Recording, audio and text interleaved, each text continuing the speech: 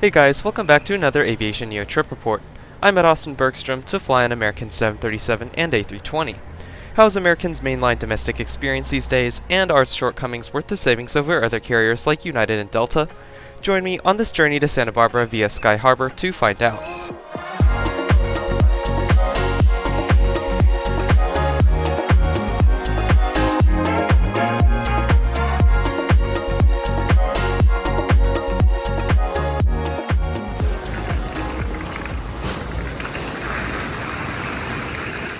American has check-in here in the Barbara Jordan terminal at AUS.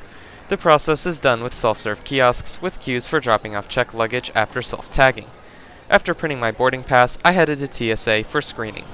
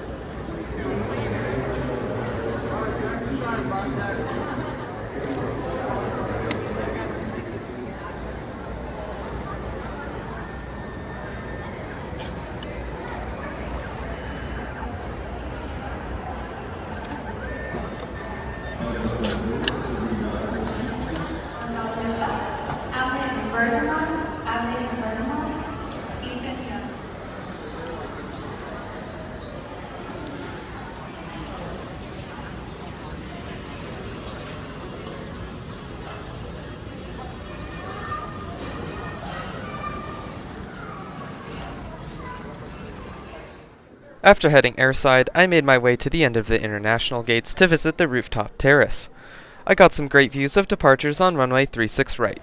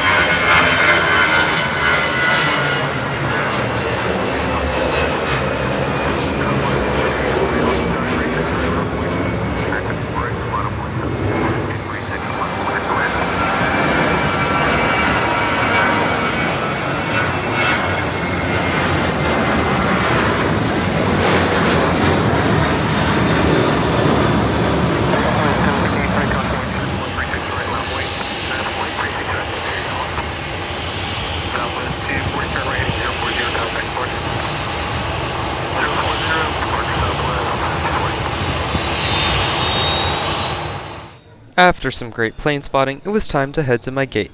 I'll be on American Flight 2715, which appears to be delayed about 23 minutes already. May not seem like much, but time is of the essence when you have a 45-minute connection. And here's my ride to Phoenix. November 923, November, a 13-year-old 737-800.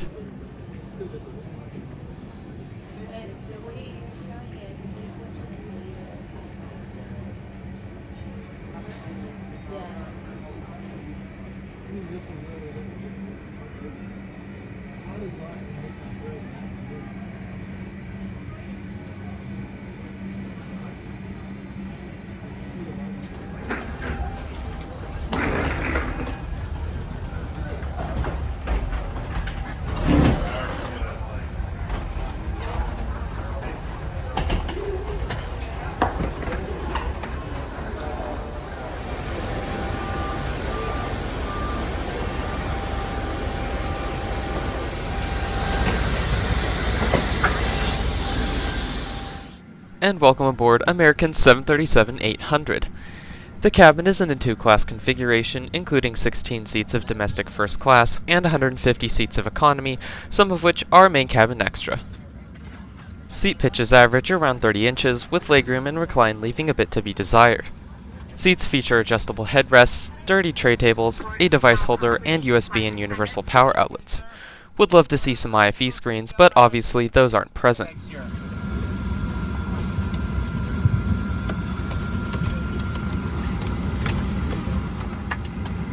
you get that put away?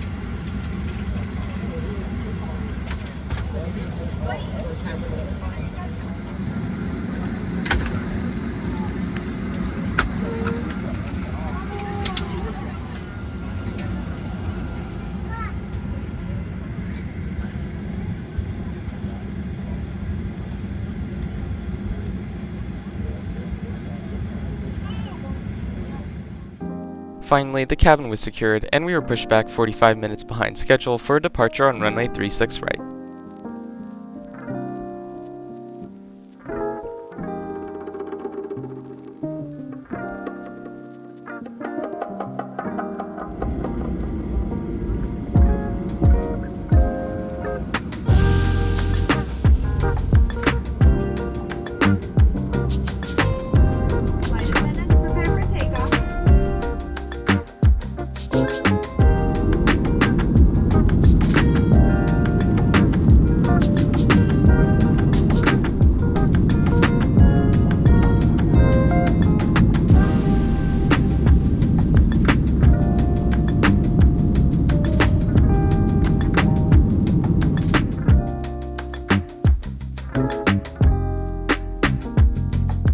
Our route then took us north and west out of Austin.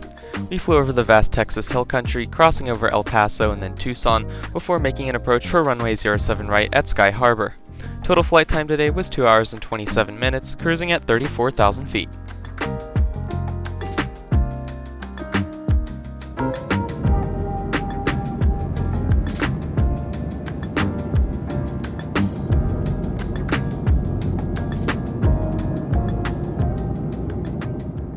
Once in cruise, cabin crew wasted no time in starting the in-flight service. Main cabin passengers were offered complimentary beverages and a snack of choice. Nothing special, but acceptable enough for a short 2-hour hop.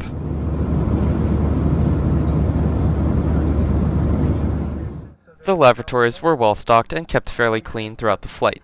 No complaints from me. And the benefits don't stop there. With the City Advantage Platinum Select card, you'll enjoy preferred boarding with early access to overhead bin space. So you'll enjoy a free check bag on American Airlines.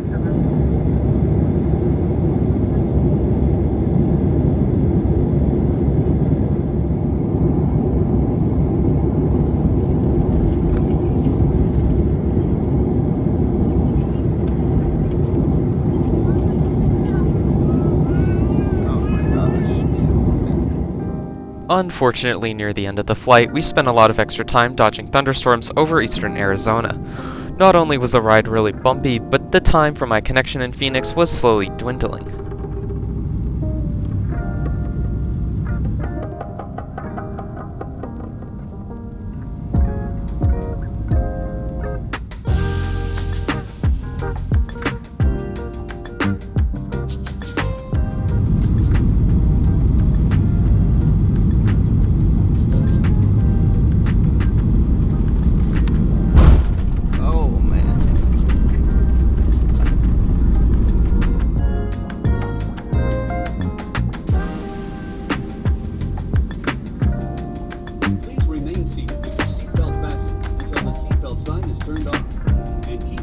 We would like to be the first to welcome you to Phoenix.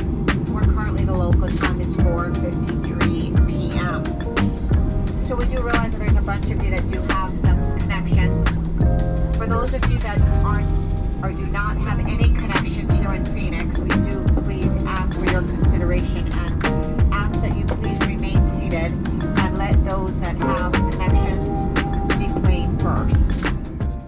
After an absolute smackdown on 07 right, we made a slow, leisurely taxi into the gate. Having arrived 35 minutes late, it's safe to say I was pretty worried about missing my connection. Let's hope the gates are close together.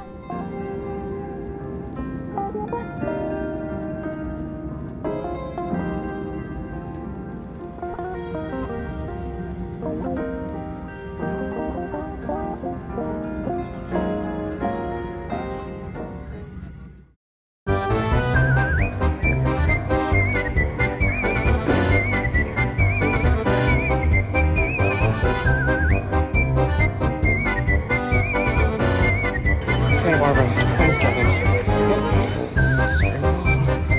No time to waste.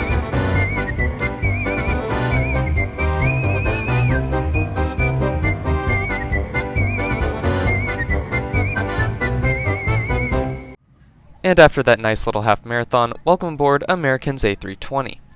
This specific aircraft, November 119er Uniform Sierra, is not new to flying, and it definitely shows. At the time of filming, this plane was 25 years old, built in the year 2000. It originally started its life with US Airways, being acquired during the merger in 2013. Both the exact same type and just a few tail numbers away from the infamous aircraft involved in the Miracle on the Hudson. Regardless of the past, this aircraft featured plenty of legroom in the bulkhead at 33 inches, much more padding with its old seats, and an abandoned, archaic-looking in-flight entertainment interface.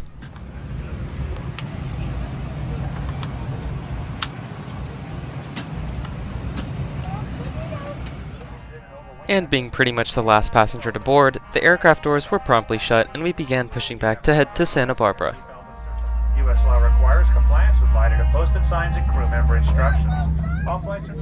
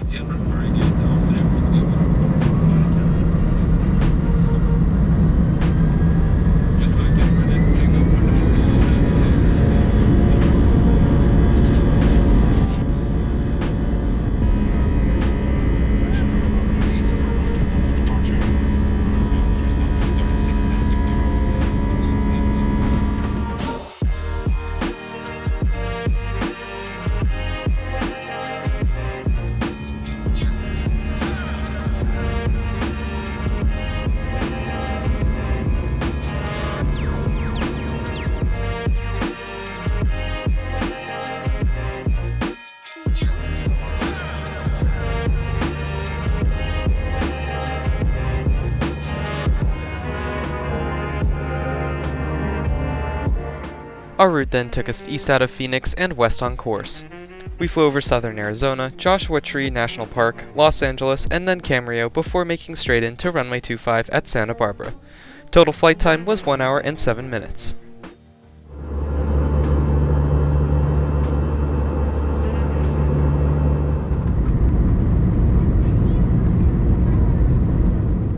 Unfortunately, we got hit by quite a bit of rough air, so no in-flight service took place, even in first class. The extra legroom in the bulkhead row was quite enjoyable, which in my opinion was worth the extra $15, especially since it gave me a great engine view. In-flight entertainment also did not seem to be working, so this otherwise 1 hour short flight was pretty bland. Before I knew it though, we were making final approach into Santa Barbara.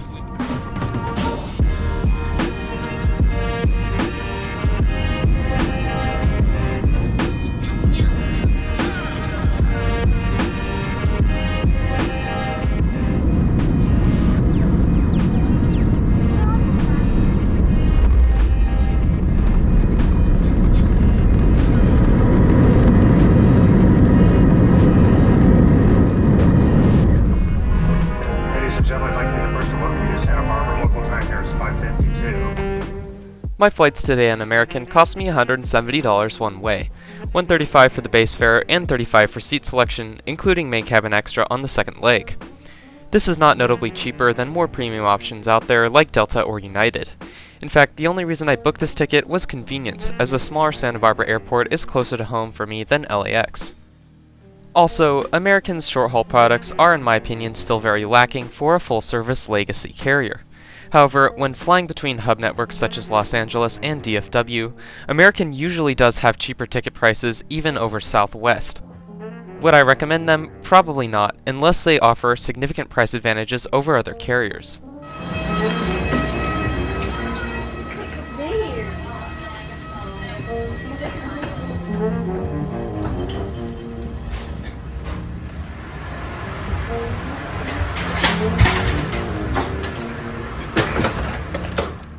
That's all for today, guys. Don't forget to like, leave a comment, and subscribe, and if you like, check out my Patreon as well.